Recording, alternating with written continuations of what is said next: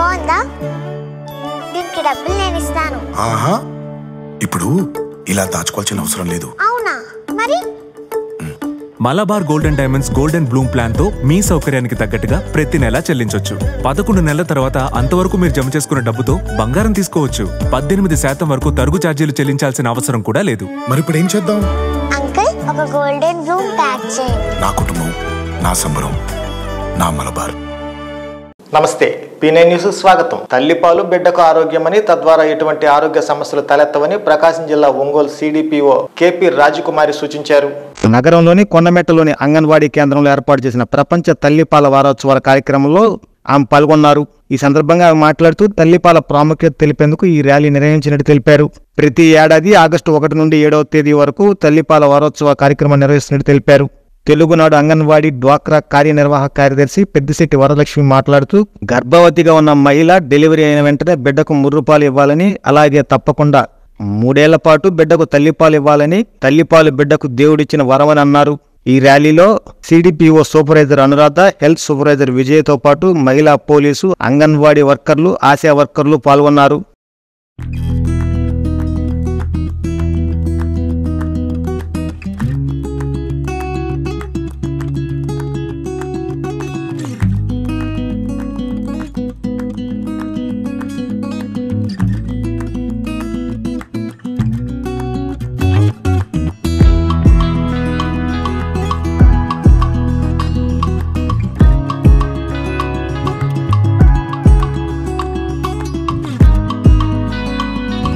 KVP రాజకుమారి, CDPO Ongole. మరి ప్రభుత్వం వారు గత కొన్ని సంవత్సరాల నుంచి ఆగస్టు 1 నుంచి 7 వరకు తల్లిపాల ప్రాముఖ్యతని మీ ఏరియాల్లో, అంటే అంగన్వాడీ వర్కరు 1000 జనాభాకి ఉంటుంది కనుక మీ ఏరియాలో ఉన్న తల్లులందరికీ ఆ ప్రాముఖ్యతను తెలియచేసి ఎవరైతే డెలివరీ అయి ఉన్నారో వాళ్ళందరూ పాలు ఇచ్చేటట్టు చూడాలని, ఆ పాల ఇంపార్టెన్స్ చెప్పాలని మాకు ఈ కార్యక్రమం నిర్దేశించారు. దాంట్లో భాగంగా ఈరోజు ఈ కొండమెట్ట అంగన్వాడీ కేంద్రంలో ఈ కార్యక్రమం నిర్వహించటం జరుగుతుంది. మరి గర్భవతి డెలివరీ అయినప్పుడు ఆ డెలివరీ దగ్గర ఎవరైతే ఉంటారో తల్లి కానీ, అత్తమ్మ కానీ, ఇంకెవరైనా బంధువులు ఉన్నా మొట్టమొదట వచ్చే ముర్రుపాలు అరగంట, లేకపోతే ఏదన్నా సిజేరియన్ అయితే గంటలోపు ముర్రుపాలు బిడ్డకు పట్టించాలి. తర్వాత 6 నెలల వరకు కేవలం తల్లిపాలే ఇవ్వాలి. 6 నెలలు నిండిన తర్వాత అనుబంధ ఆహారం మొదలుపెట్టి అనుబంధ ఆహారంతో తల్లిపాలు కూడా బిడ్డకి ఇచ్చేటట్టు చూడాలి. కనీసం 2 సంవత్సరాల వరకు తల్లిపాలు ఇవ్వాలి. పాలు ఇచ్చే తల్లికి ఉపయోగమే, బిడ్డకు ఉపయోగమే. బిడ్డ పోతపాలు బిడ్డ కనుకైతే ఆ బిడ్డ త్వరగా అనారోగ్యం అంటుకోవటానికి అవకాశం ఉంటుంది. అదే తల్లిపాలు దాగే బిడ్డ అయితే ఆరోగ్యంగా ఉంటుంది. పైపెచ్చు ఆ అమ్మాయికి IQ లెవెల్స్ కూడా ఎక్కువ ఉంటాయి. అదే పోతపాలు కనుకైతే ఆ బాటిల్ సరిగా క్లీన్ చేయకపోతే విరోచనాలు, వాంతులు, జ్వరాలు వచ్చే అవకాశం ఉంది. తద్వారా బిడ్డ ఇంకా బలహీనం అవుతుంది. అదే పాలిచ్చే తల్లికి కూడా గర్భాశయ క్యాన్సర్ కానీ, అండాశయ క్యాన్సర్ కానీ, బ్రెస్ట్ క్యాన్సర్ కానీ 99% పాలిచ్చే తల్లికి రాదు. అట్లానే నా బిడ్డకి నేను పాలిస్తున్నాను, గత రోజుల్లో బాగుండేది తల్లి బిడ్డలకి ప్రేమ, ఇప్పుడైతే కొరవడింది కాబట్టి మళ్ళీ నేను నా బిడ్డకు పాలిస్తున్నానని తల్లికి ప్రేమ ఉంటుంది. నా తల్లి పాలు తాగాననే కృతజ్ఞత బిడ్డలో ఉంటుంది కనుక తల్లిపాల ద్వారా ఆ ప్రేమని పంచటం. అలాగే పాలిచ్చే తల్లికి త్వరగా గర్భం రాదు. అదే కనుక పోతపాలు ఇచ్చే వాళ్ళకైతే వెంటనే గర్భం రావడానికి ఎక్కువ అవకాశం ఉంది కనుక ఇవన్నిటి దృష్ట్యా అందరం కలిసి తల్లిపాల ప్రాముఖ్యతని తెలియపరిచి తద్వారా ఆరోగ్యమైన సమాజానికి పునాది వేయవలసిందిగా మేము. కార్పొరేటర్లకు అటవీ సంపదను దోచిపెట్టేందుకు మోడీ ప్రభుత్వం ఆదివాసులపై కుట్రపూరిత చర్యలకు పాల్పడుతుందని ఐద్వా రాష్ట్ర కార్యదర్శి పద్మ విమర్శించారు. స్థానిక అంబేద్కర్ భవన్ వద్ద ఆదివాసీ దినోత్సవం సందర్భంగా ఈ నెల 9, 10 నిర్వహించనున్న అఖిల భారత సదస్సును విజయవంతం చేయాలని పిలుపునిచ్చారు. కార్యక్రమ కరపత్రాన్ని ఆవిష్కరించారు. ఈ కార్యక్రమంలో PDM రాష్ట్ర కార్యదర్శి వెంకటేష్, చావలి సుధాకర్, ప్రజాసంఘ నాయకులు పాల్గొన్నారు.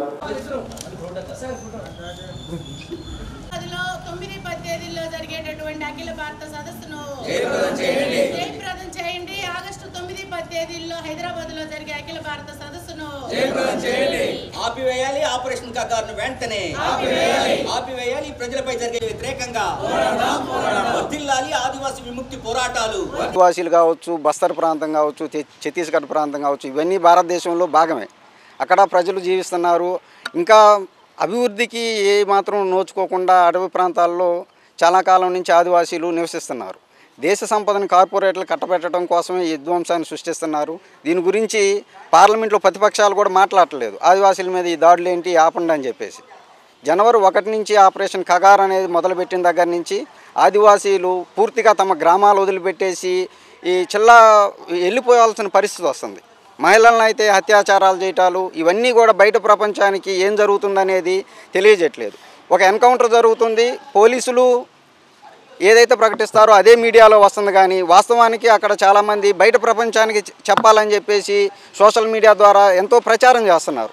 మా ప్రాంతానికి రండి, ఇక్కడ ఏం జరుగుతుందో మీరు పరిశీలించండి, ఇక్కడ ఒక విధ్వంసం జరుగుతుంది, మా మీద బాంబింగ్ వేస్తున్నారు, వ్యవసాయం పనులు చేసుకోలేకపోతున్నాం అని చెప్పేసి ఆదివాసీలు మాట్లాడుతున్నారు.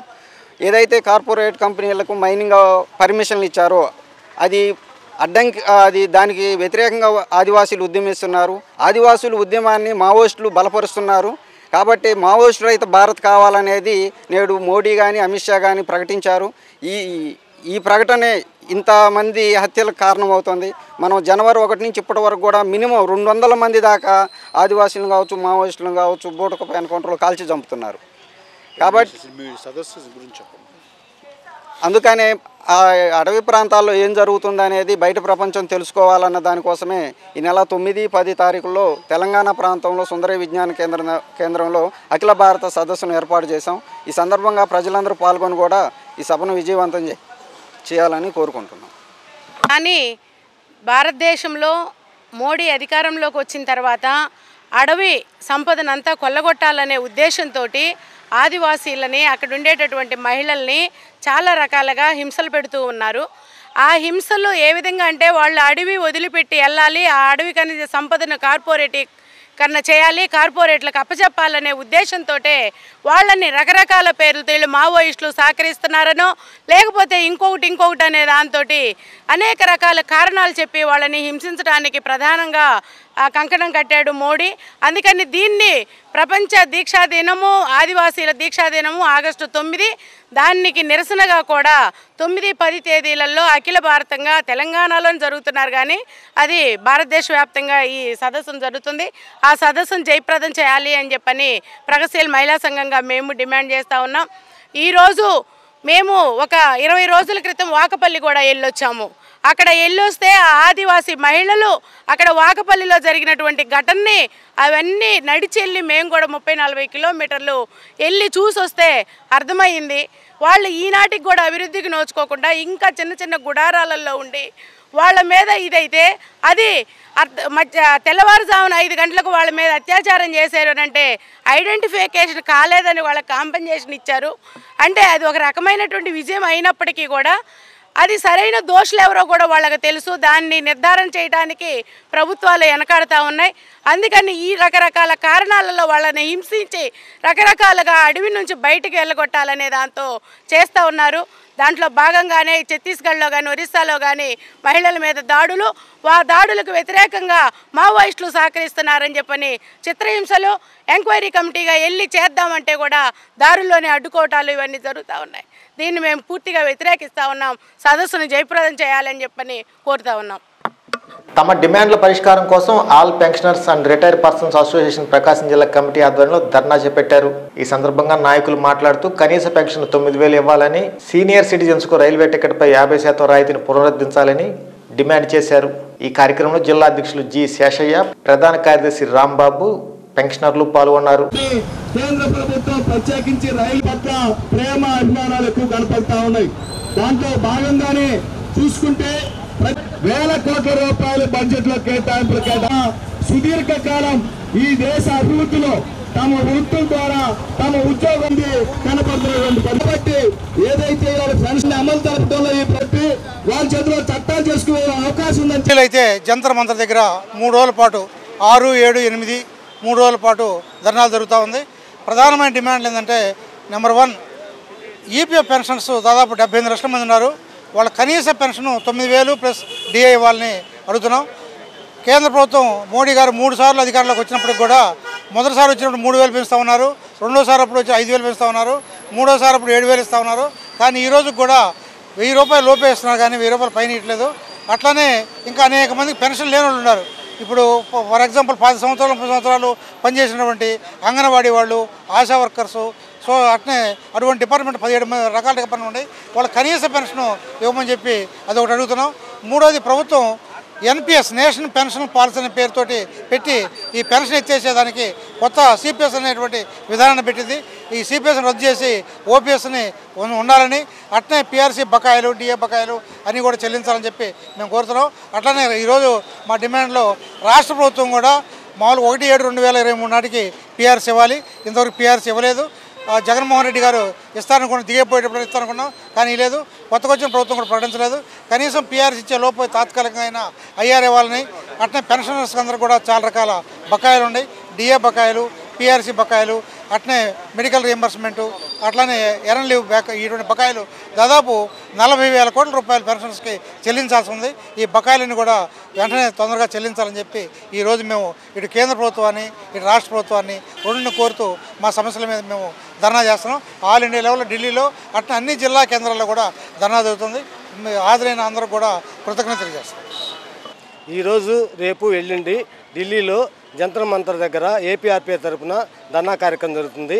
ఈపీఎస్ 95 పెన్షన్దారులకు 9,000 ప్లస్ డిఏ వర్తింపు చేయాలని, అదేవిధంగా ఎవరైతే హయ్యర్ పెన్షన్కు పెట్టుకున్నారో వాళ్ళందరికీ హయ్యర్ పెన్షన్ అమలు చేయాలని, అదేవిధంగా పిఆర్సీ, డిఏ బకాయిలను పెన్షనర్లకు వెంటనే చెల్లించాలని, 1/7/2023 పిఆర్సీని వెంటనే అమలు చేసి ఐఆర్ ప్రకటించాలని ఈరోజు అన్నిటి మీద ధర్నా కార్యక్రమం జరుగుతుంది. దానిలో భాగంగానే ఈరోజు ఒంగోలులో మేము ధర్నా నిర్వహిస్తున్నాం. మోడీ గారు అధికారంలో రాబోయే ముందు 2013లో మేము అధికారంకి వస్తే ఈపీఎఫ్ పెన్షన్ 3,000 రూపాయలు చేస్తామని చెప్పినారు. కానీ ఈ రోజు కూడా ₹1 పెంచలేదు. ఎందుకంటే మా ఈపీఎఫ్ పెన్షన్దారులకు మా దగ్గర నుంచే రికవర్ చేసి కడతా ఉంటారు. కానీ కనీస పెన్షన్ ఇప్పుడు ఈరోజు 1,000 రూపాయలు ఇస్తున్నారు. మేము అడుగుతుందంటే ఈరోజు 4 ఫ్యామిలీ బతకాలంటే కనీస పెన్షన్ 9,000 లేనిది జీవించడం కష్టం. అదేవిధంగా ఆ 1,000 రూపాయలు వైద్య ఖర్చులు కానీ వస్తాయా, లేకపోతే ఇంటి అద్దెకి వస్తుందా, లేకపోతే నిత్యావసర వస్తువులు కొనుక్కోవాలా, వీటన్నిటికీ ఎట్లా సరిపోతాయి.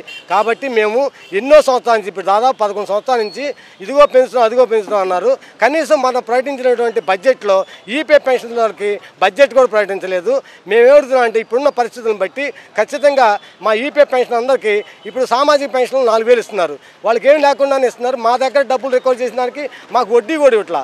మేము కోరుకునేది ఏంటంటే కనీసం ఆ సామాజిక పెన్షన్ ఇప్పుడు చంద్రబాబు నాయుడు ఇస్తున్నటువంటి 4,000 రూపాయల పెన్షన్, ఈపీఎఫ్ పెన్షన్ అందరికీ ఎటువంటి క్యారెక్టర్ తోటి అంటే వాళ్ళ డిజిగ్నేషన్ తోటి కూడా సంబంధం లేకుండా అందరికీ అమలు చేయాలనేది, అదేవిధంగా పిఆర్సీ, డిఏ బకాయిలను పెన్షన్లకు వెంటనే చెల్లించాలని, అదేవిధంగా 1/7/2023కు పిఆర్సీ ప్రకటించి వెంటనే ఐఆర్ ప్రకటించాలని. ప్రపంచ తల్లిపాల వారోత్సవాల్లో భాగంగా స్థానిక Balaji Nagar urban health centre నందు తల్లిపాల వారోత్సవాలపై అవగాహన కార్యక్రమాన్ని నిర్వహించారు.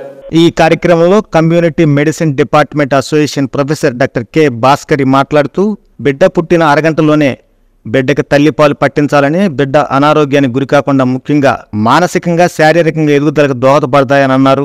అసిస్టెంట్ ప్రొఫెసర్ డాక్టర్ అశ్విన్ మాట్లాడుతూ తల్లిపాలు 6 నెలల వరకు తప్పనిసరిగా పట్టించాలని, తదుపరి బిడ్డకు 2 సంవత్సరాలు వచ్చే వరకు ఇవ్వాలని అన్నారు.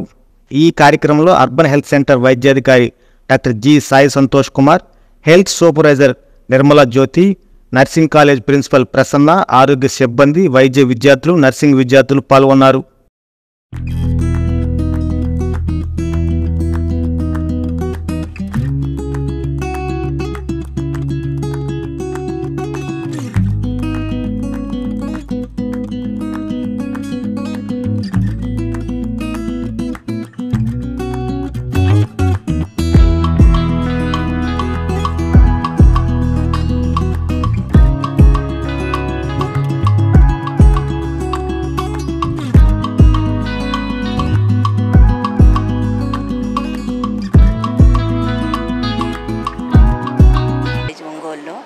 ప్రపంచ ఆరోగ్య దీనిలో తల్లిపాల వారోత్సవాలు జరుపుకుంటూ ఉంటాం ప్రతి సంవత్సరం ఆగస్టు 1వ తారీఖు నుంచి 7వ తారీఖు వరకు.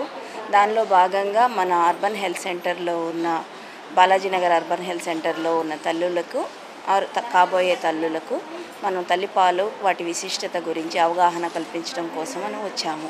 సో ప్రతి సంవత్సరం ఈ తల్లిపాల వారోత్సవాల్లో భాగంగా ఈ సంవత్సరం యొక్క థీమ్ వచ్చేసి closing the gap and support for all అన్నమాట. అంటే ఏంటంటే మనం ఇంటి నుంచి తల్లిపాలు ఇవ్వటం కోసం ఇంటి నుంచి సపోర్టు, తర్వాత సమాజం నుంచి సపోర్ట్ కావాలి. ఒక తల్లి తన బిడ్డకు పాలు ఇవ్వాలంటే ఎలా ఇస్తుంది అంటే ఇంటి నుంచి సపోర్ట్ ఏంటంటే తనకి ఉండేటప్పుడు తన తల్లి పాలు ఇచ్చేటప్పుడు ఏదన్నా ఇబ్బంది కలిగినా లేకపోతే ఇవ్వలేకపోతున్నా లేదు నువ్వు ఇవ్వగలుగుతావు అనేది ఇంటి నుంచి సపోర్ట్ వస్తుంది.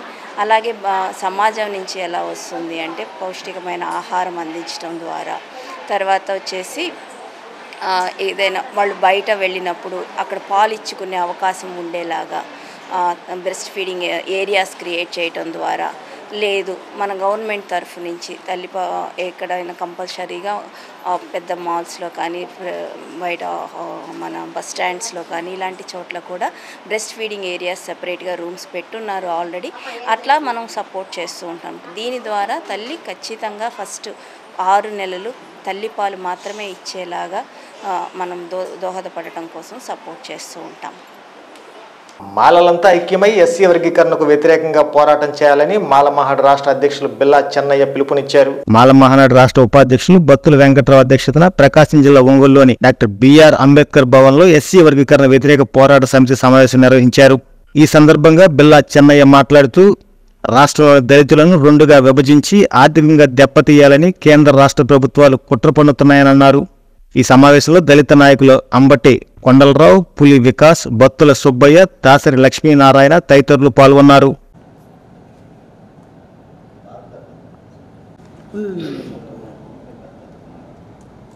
అవి కూడా కలిపి 2 కులాలు కలిపి చేశారు. ఇది ఎట్లా వచ్చిందంటే ఏలో లేకపోతే బి కలుపుతారు, బిలో లేకపోతే సి కలుపుతారు, సిలో లేకపోతే డి కలుపుతారు. సుప్రీంకోర్టుకి అధికారం లేదు. రాజ్యాంగాన్ని 341 ఆర్టికల్ 341 ఓవర్లుక్ చేసి రాజ్యాంగం లోబడి ఉండాలి తప్ప రాజ్యాంగాన్ని మించి రాజ్యాంగాన్ని కాదని చేయటానికి లేదని కూడా ఆ మీటింగులో ఆ సందర్భంలో మేము అందరు మా నోటి మాట అందరిది ఆ జడ్జిమెంట్ చదివిన తర్వాత మాకు అనిపించింది, అందరూ మాట్లాడడం జరిగినది. మేము కూడా ఇప్పుడు కూడా చెప్తా ఉన్నాం, 341 అనేది పార్లమెంట్లో 2/3 1/3 దాంట్లో కూడా ఎస్సీ ఎస్టీ ఎంపీలు 100% ఒప్పుకుంటేనే ఒక కులాన్ని తీసేయాలన్నా ఉంచాలన్నా దాని మీద చర్చ జరిగిన తర్వాత పార్లమెంట్లో దాన్ని అమెండ్మెంట్ చేయాలి. అంతేగాని కోర్టు ఇచ్చిన దాని ప్రకారంగా కోర్టు ఇష్ట ప్రకారంగా రాజ్యాంగబద్ధంగా 341 ఓవర్లుక్ చేసి ఈ సుప్రీంకోర్టు 7 బెంచెస్ ఇవ్వటం అనేది కూడా మేము ఒప్పుకోము. దీనికి వ్యతిరేకిస్తున్నాం. మేము ఇంకొక రకంగా చెప్తున్నాం, మా మాదిగ సోదరులు మేము వాళ్ళకి చెప్తా ఉన్నాము, మనందరూ కలిసి ఉండాలి. 15% మనం చదువుకొని ఎక్కడైతే మార్కులు ఎవరికి ఎక్కువ వస్తాయో వాళ్ళకి వచ్చి ఉద్యోగాలు పొందేవారికి ఇవ్వాలి. కానీ ఈ విధంగా ఒక కృష్ణమాదిగని పాములాగా రాజకీయ నాయకులు వాడుకొని మన మధ్య రాజకీయంగా వాళ్ళు లబ్ధి పొందాలని చెప్పని మనం రాజకీయంగా ఆర్థికంగా ముందుకెళ్తున్న ఆలోచనతోటి చంద్రబాబు నాయుడు గారు ప్రధానమంత్రి గారు వీళ్ళిద్దరూ కలిసి పెద్ద కుట్ర చేసి దళితుల అనైక్యతని చేసి ఐక్యత లేకుండా చేసి ఈ విధంగా చేయటం అనేది కూడా మేము మాది సోదరులకి అందరు దళిత నాయకులకి అందరికీ మేము హెచ్చరిస్తూ ఉన్నాం. మేము ఒకటే చెప్తున్నాం, మేము అందరమే మీరు విచారించండి.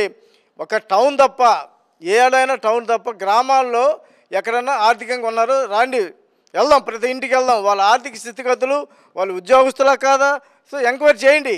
అదేం కాకుండా ఎవరో చెప్పిన మాటలు విని ఊరక తప్పుడు సమాచారం తప్పుడు ఎంక్వైరీలు తీసుకొని ఈ విధంగా వర్గీకరణ చేయటం అనేది మేము వ్యతిరేకిస్తున్నాం. దీని మీద ఎక్కడికైనా పోరాటం చేస్తామని చెప్పని ఇలా బంగ్లాదేశ్లో రిజర్వేషన్ దాని మీద ఆమె రాజీనామా చేసి వెళ్ళిపోయింది బంగ్లాదేశ్లో. అదే రకంగా మేము చెప్పదలుచుకున్న మోడీ గారికి కూడా రిజర్వేషన్ జోలికి వస్తే ఎవరికైనా ఇది మాల పవరు అని చూపించిన గతంలో అది మర్చిపోతున్నాం చంద్రబాబు నాయుడు. అది తెలుసుకోవాలా మోడీ. ఓ ఆర్ఎస్ఎస్ మోడీ, ఈ రోజుల్లో మీరు మొన్న చూశారు, అంతకుముందు మీకు ఎన్ని సీట్లు వచ్చినాయో, మొన్న ఎన్ని సీట్లు వచ్చినాయో గుర్తు పెట్టుకోవాలా మోడీ. మా సత్తా, మా మాల సత్తా, మా తెలివితేటలు, మా విద్యార్థులు, మా మహిళలు, మా ఎమ్మెల్యేలు, మా ఎంపీలు అందరూ కంకణం కట్టుకొని ప్రతి ఒక్క విద్యార్థులు, మహిళలు నీ ముందు వచ్చి మాట్లాడే టైం వచ్చింది. అర్థం చేసుకొని నా మాదిగ సోదరులు ఒకటే చెబుతున్నా, ఎవరైతే 59 కులాల్లో ఉన్న మాలలో 59లో ఉన్న ఎస్సీలు ఎవరైతే ముందు అడుగులో ఉంటారో వాళ్ళే ఆ ఉద్యోగం పొందుతారు. ఈరోజు మేము ఒక పాయింట్లో ఒకరు ఎక్కువ ఉండొచ్చు, ఆంధ్రాలో ఉండొచ్చు, తెలంగాణలో ఎవరున్నారు మాదిగ సోదరులారా అది గుర్తుంచుకోండి. మహారాష్ట్రలో ఎవరున్నారు, గుజరాత్లో ఎవరున్నారు, కర్ణాటకలో ఎవరున్నారు ఇది తెలుసుకోవాల్సిన అవసరం. ఈ బెంచీల్లో 7 మంది తీర్పిస్తే ఒక మహిళ ఏం మాట్లాడిందో తెలుసా? తెలుసుకోండి. ఈరోజు 7 బెంచీ జరిగితే రేపు 9 మందిని పెడతాం, 9 అయిపోతే 11 మందిని చేస్తాం. 11 మేము బెంచీలు పెంచుతూనే ఉంటాం. కానీ ఈ వర్గీకరణ మాలా మాదిగులు మేము అన్నదమ్ముల్లాగా ఉండేవాళ్ళం, ఇడిపోవటానికి ఒప్పుకుంటే మనల్ని ముడ్డుకు తాడే గట్టి బయటకు ఈడుస్తారా తమ్ముళ్ళారా, అన్నలారా, దండం పెడుతున్నా. అర్థం చేసుకోవాలని మాదిగులకి నేను జైభీంతో తెలియదు. ఈ వార్తలు సమాప్తం. నమస్కారం. గుండె సంరక్షణ కోసం మరింత జాగ్రత్త తీసుకోవడం అవసరం. ప్రకాశం, నెల్లూరు, కర్నూలు జిల్లాల్లో తొలిసారిగా ఆస్టర్ రమేష్ హాస్పిటల్స్ ఒంగోలులో అత్యాధునిక 160 స్లైడ్స్ UCT 780 స్కానర్ అందుబాటులోకి తెచ్చాయి. Computerised tomography, coronary angiography, CTCA దీనివల్ల సాధ్యమవుతుంది. CTCA పరీక్ష వల్ల గుండెకు రక్త సరఫరా చేసే కరోనరీ ఆర్టరీస్ కి జబ్బు చేసిందేమో తెలుసుకోవచ్చు. గుండెపోటు వస్తుందన్న దానికి అదే తొలి హెచ్చరిక. ఇతర పరీక్షలతో పోలిస్తే ఈ ఆధునిక పరీక్ష వల్ల ఎన్నో ఉపయోగాలున్నాయి. అసలు సమస్యని కరెక్ట్గా తెలుసుకుని తగిన వైద్యం చేసే వీలుంటుంది. గుండెకు సంబంధించిన ఏ సమస్య ఉన్నా ఆస్టర్ రమేష్ హాస్పిటల్స్ మీకు కొండంత అండ. మీరు పూర్తిగా విశ్వసించదగ్గ అత్యాధునిక ఆసుపత్రి ఇది.